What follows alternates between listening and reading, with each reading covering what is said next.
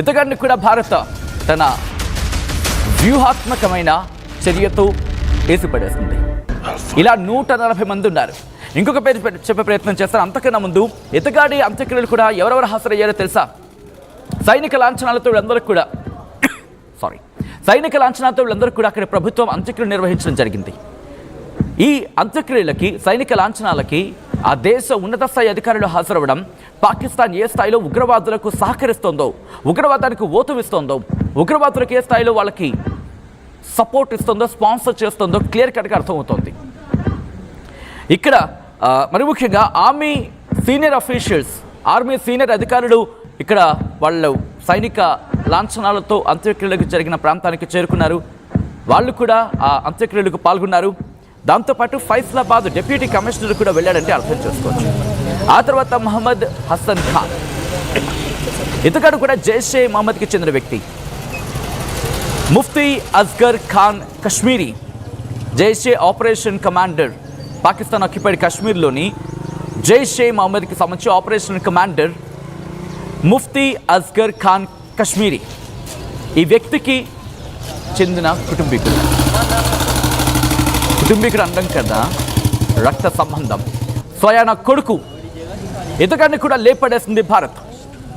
ఇటు కోఆర్డినేషన్కి సంబంధించి జమ్మూ కాశ్మీర్లో ఉగ్రవాద కార్యకలాపాలు కావచ్చు, ఉగ్రవాద దాడులకు పన్నాగాలు పనులలో కీలక పాత్ర పోషించేవాడు ఈ మహమ్మద్ హసన్ ఖాన్ అనే వ్యక్తి. ఇలా వీళ్ళందరినీ కూడా వేసి పడేసింది భారతదేశం త్రివిధ దళాలు. ఈ 140 మంది ఉగ్రవాదుల కేంద్రాలను టార్గెట్ చేసి చూసి కరెక్ట్గా పాయింట్ చేసి వీళ్ళందరినీ కూడా మట్టి కనిపించింది. ఆ స్పాట్స్ కూడా నేను చెప్పే ప్రయత్నం చేస్తాను. ఎక్కడెక్కడ అనేది కూడా మనం మాట్లాడుకునే ప్రయత్నం చేద్దాం. ఎందుకంటే ఆయా లొకేషన్స్లో చాలా ఫోకస్డ్గా వెళ్ళింది, లేకపోతే మనకి ఇబ్బంది అయి ఉండేది. సో అక్కడ అటువంటి ఇబ్బంది జరగకుండా ఒక్కొక్క అడుగు ఆచితూచి వ్యవహరించింది. సో ఈ నేపథ్యంలోనే భారత్ తీసుకున్న చర్యకు ఒక్కసారిగా షాక్కి గురైంది పాకిస్తాన్. ఏం జరుగుతుందో అర్థం కాక తల్లడిల్లిపోయింది. ఇక్కడ మర్కజ్ సుభానల్లా, అంతకన్నా ముందు మాట్లాడితే మర్కజ్ సుభానల్లా జైషే మహమ్మద్కి సంబంధించిన కీలక స్థావరం బహౌల్పూర్లో అటాక్ జరిగింది. భారత్ దాడి చేసింది. మే 6, 7 తారీఖులో జరిగిన ఘటన 140 మంది చనిపోతే దాంట్లో IC-814 హైజాకర్ ఉన్నాడు. దాంతోపాటు హఫీజ్ మహమ్మద్ జమాల్, మహమ్మద్ యూసఫ్ అజార్, అబూ అక్షా అలియాస్ ఖలీద్, మహమ్మద్ హసన్ ఖాన్తో పాటు ఉగ్రవాద శిక్షణ తీసుకున్న టెర్రరిస్టులు కూడా ఉన్నారు. ఇక్కడ ఇండివిజువల్గా చెప్పే ప్రయత్నం చేస్తున్నాను. బహౌల్పూర్ దగ్గర భారత్ టార్గెట్ చేస్తుంది. బహౌల్పూర్ దగ్గర టార్గెట్ చేస్తున్నప్పుడు అక్కడ జైషే మహమ్మద్ ఉగ్రవాద సంస్థది అక్కడ ఉన్నది. అలాగే మర్కజ్ తైబా, ఇది లష్కర్ తైబాకు సంబంధించిన మురుత్కే దగ్గర ఉంది. ఇది లష్కర్ తైబాకు సంబంధించిన సంస్థ మర్కజ్ తైబా. దాంతోపాటు సర్జల్ అక్కడ జైషే మహమ్మద్కి సంబంధించిన ఉగ్ర సంస్థ ఉంది. అలాగే దాంతోపాటు మహమూనా జోయ్కా, ఇది సియాల్కోట్లో ఉంది. హిజ్బుల్ ముజాహిద్దీన్కి చెందిన సంస్థ ఇక్కడ ఉంది. దాంతోపాటు మర్కజ్ అహ్లే హదీస్, లష్కర్ తైబాకు సంబంధించిన సంస్థ ఇది. లష్కర్ తైబా ఇక్కడ ఆపరేట్ చేస్తోంది, బర్నాల్లో ఉంది. ఇక కోట్లీకి సంబంధించి మాట్లాడుకుంటే ఇక్కడ జైషే మహమ్మద్ సంస్థ ఉంది, మర్కజ్ అబ్బాస్ అంటారు. అలాగే దాంతోపాటు హిజ్బుల్ ముజాహిద్దీన్కి సంబంధించి కూడా ఉంది. ముస్కర్ రహీలీ షాహిద్, ముజాఫర్బాద్లో లష్కర్ తైబాకు సంబంధించి షవామ్ నల్లా క్యాంప్ ఉంది. అలాగే ఇదే ముజాఫర్బాద్లో జైషే మహమ్మద్కి సంబంధించి సయ్యద్నా బిలాల్ క్యాంప్ ఉంది. ఇలా అనేక లొకేషన్స్ని టార్గెట్ చేసి వేసి పడేసింది భారత్. మరి ముఖ్యంగా బహౌల్పూర్లో ఇక్కడ మౌలానా మసూద్ అజార్ సంబంధించి జైషే మహమ్మద్ హెడ్ క్వార్టర్స్ ఇది. ఇది ఇంటర్నేషనల్ బోర్డర్కి 100 కిలోమీటర్ల దూరంలో ఉంటుంది. రిమెంబర్ 100 కిలోమీటర్లు మీరు చూడొచ్చు ఆ గుల్పూర్కి సంబంధించి కోట్లీలో. అలాగే మహమూనా జోయా, ఒకసారి దీని గురించి మాట్లాడుకునే ప్రయత్నం చేద్దాం. హిజ్బుల్ ముజాహిద్దీన్ కేంద్రం ఇది సియాల్కోట్ సమీపంలో ఉంది. ఇది కశ్మీర్ సంబంధించి మొహమీనా శిబిరాన్ని కశ్మీర్లో చారిత్రాత్మకంగా చురుకుగా ఉన్న హిజ్బుల్ ముజాహిద్దీన్కి సంబంధించిన ఉగ్ర సంస్థకు ఉపయోగించుకుంది. హిజ్బుల్ ముజాహిద్దీన్ ఉపయోగించుకుంది ఈ మహమూనా జోయా. ఇటీవల సంవత్సరాల్లో ఈ బృందం క్షీణించింది.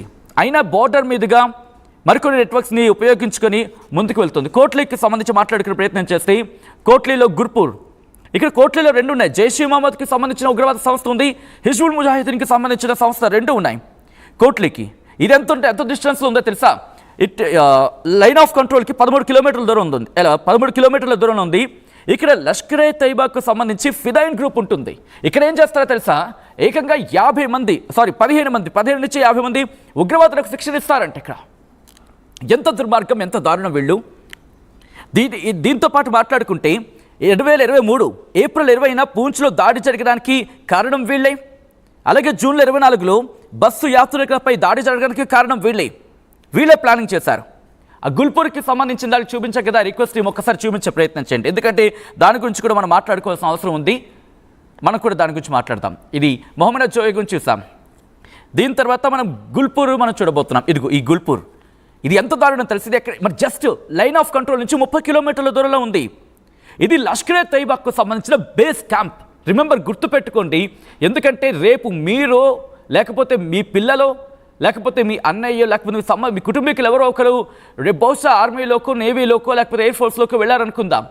అక్కడ పరిస్థితి మీకు అర్థమవుతుంది. వాళ్ళకి చెప్పొచ్చు, వాళ్ళు కమ్యూనికేట్ చేయొచ్చు. ఒరే ఇక్కడ లష్కరే తైబా ఉందిరా నాయనా, ఇక్కడ లష్కరే తైబా లేకపోతే జైష్ ఏ మహమ్మద్ ఉంది, హిజ్బుల్ ముజాహిదీన్ ఉంది, ఇక్కడ ఈ దరిద్రులు ఉన్నారు, వీళ్ళ క్యాంప్స్ ఉన్నాయట, మనం కొట్టాము, అప్పట్లో కొట్టాము మనం, ఆ తర్వాత వీళ్ళ హెడ్ క్వార్టర్స్ మారిపోయేదట. మీరు చెబుతూ ఉంటే వాళ్ళు ఇంకా ఇన్స్పైర్ అవుతూ ఉంటారు.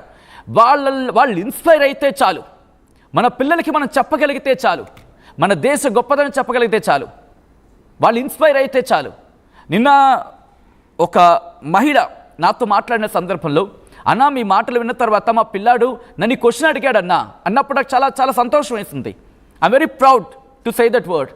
ఎందుకంటే పిల్లల్లో ఎక్కడో దగ్గర మన దేశం మీద భక్తిని మనం రగిలించగలిగితే చాలు, చిన్న పిల్లల్లో రగిలించగలిగితే చాలు, ఆ మంటని పుట్టించగలిగితే చాలు, దావారణంలా వాళ్ళ గుండె నిండా వ్యాపిస్తుంది. ఏదో రోజు ఇలాంటి ఉగ్రవాదులను మట్టుబెట్టడానికి ఈ నేటి బాలలే రేపటి భావి భారత పౌరులవుతారు. ఎవరండి ఈరోజు? మురళీ నాయక్, 26 ఏళ్ల అబ్బాయి.